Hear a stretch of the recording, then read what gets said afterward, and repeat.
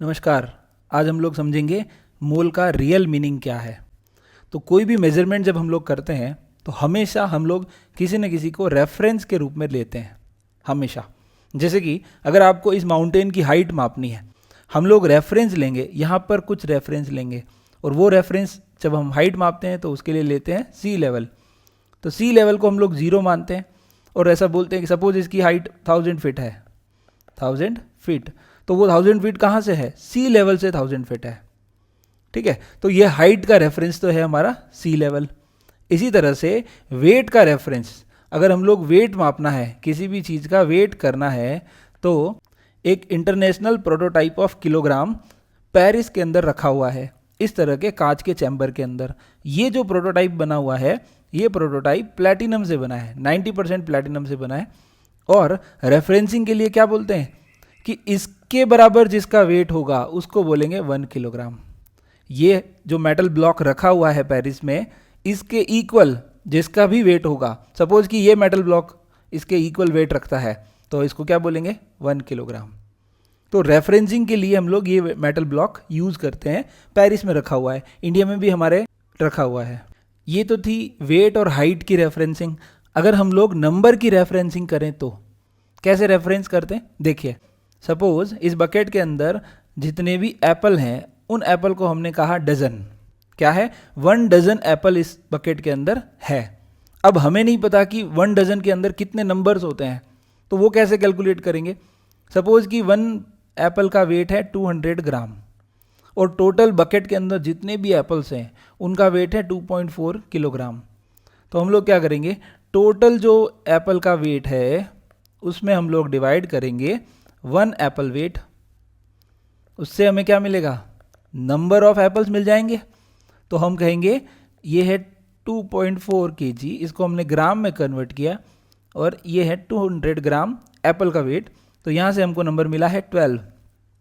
तो फिर हम ये कहेंगे कि और भी कोई दूसरा बकेट हो, उसमें बॉल्स रखी हैं सपोज, तो हम ये कहेंगे जितने एप्पल्स इस बकेट में हैं उसको हम कह रहे हैं डजन। उतनी ही बॉल्स अगर किसी में होगी तो उसको भी हम लोग क्या कहेंगे? डजन। मतलब कितनी बॉल्स होगी? 12 बॉल्स होगी, तो हम उसे कहेंगे dozen. Similarly for atomic level, for molecular level, हम लोग क्या करते हैं? रेफरेंसिंग के लिए लेते हैं कार्बन 12। अब कार्बन ही क्यों लिया? क्योंकि हमारे अराउंड जितने भी लिविंग ऑर्गेनिज्म हैं और हम खुद भी, हमारा जो मोस्ट ऑफ पार्ट बना हुआ है वो है कार्बन से बना हुआ। कार्बन की बहुत अच्छी प्रॉपर्टीज़ होती है कैटिनेशन, मतलब ये क्या कर सकता है? लॉन्ग चेन पॉलीमर बना सकता है। दूसरी प्रॉपर्टी होती है टेट्रावेलेंसी। टेट्रावेलेंसी मतलब एक कार्बन अदर 4 कार्बन्स के साथ भी बॉन्ड कर सकता है। ठीक है, तो कार्बन को एज ए रेफरेंस लेते हैं और ऐसा बोलते हैं कि 12 ग्राम कार्बन, सपोज कि ये सारे मिलके कितने ग्राम कार्बन है? 12 ग्राम। 12 ग्राम कार्बन में जितने नंबर ऑफ एटम्स हैं, जितने नंबर ऑफ एटम्स हैं उसको हमने कहा 1 मोल। ओके, वापस सुनना, 12 ग्राम कार्बन के अंदर जितने नंबर ऑफ एटम्स हैं उसको नाम दे रहे हैं 1 मोल। जैसे हमने बकेट का एग्जांपल लिया था, उस बकेट में जितने एप्पल्स थे उसको हमने कहा डजन। इसी तरह यहाँ क्या वर्ड यूज कर रहे हैं? मोल। अब 1 मोल के अंदर कितने एटम्स हो सकते हैं? तो उसके लिए भी हमें क्या करना पड़ेगा? जो टोटल वेट है हमारा वो अपॉन 1 कार्बन एटम का वेट डिवाइड करना पड़ेगा। ठीक है, तो इससे क्या होगा? हमें ये भी पता है कि 1 कार्बन एटम का वेट कैसे निकालते हैं। एक कार्बन के अंदर 6 प्रोटॉन होते हैं और 6 ही न्यूट्रॉन होते हैं। टोटल 12 सब एटॉमिक पार्टिकल्स हैं जिनका हम लोग वेट कर रहे हैं, और एक पार्टिकल का वेट होता है 1.67 इंटू 10 पावर माइनस 24 ग्राम। ओके, तो एक एटम का वेट है ये 12 इंटू दिस, ये एक एटम का वेट है। टोटल वेट हमने लिया है 12 ग्राम। कन्वर्ट कर रहा हूँ, देखना। 1 कार्बन एटम का वेट 12 AMU, इसको क्या बोलते हैं? AMU, atomic mass unit. तो 12 इंटू 1.67 इंटू 10 पावर माइनस 24, ये वेट जो है वो एक प्रोटॉन या एक न्यूट्रॉन का वेट है। ऑलमोस्ट सिमिलर ही होता है।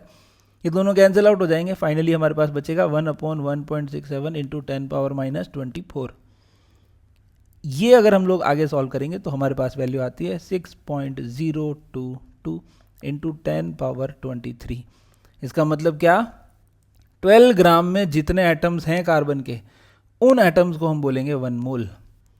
और 1 मोल में कितने कार्बन एटम होते हैं, तो इतने होते हैं 6.022 इंटू 10 पावर 23। और इसको बाद में नाम दिया गया एवोगैड्रो नंबर। साइंटिस्ट एवोगैड्रो के नाम से एवोगैड्रो नंबर इसको बोला गया। अगर एक लाइन में बोलूं तो मोल क्या है, mole is just a number game, just a number game.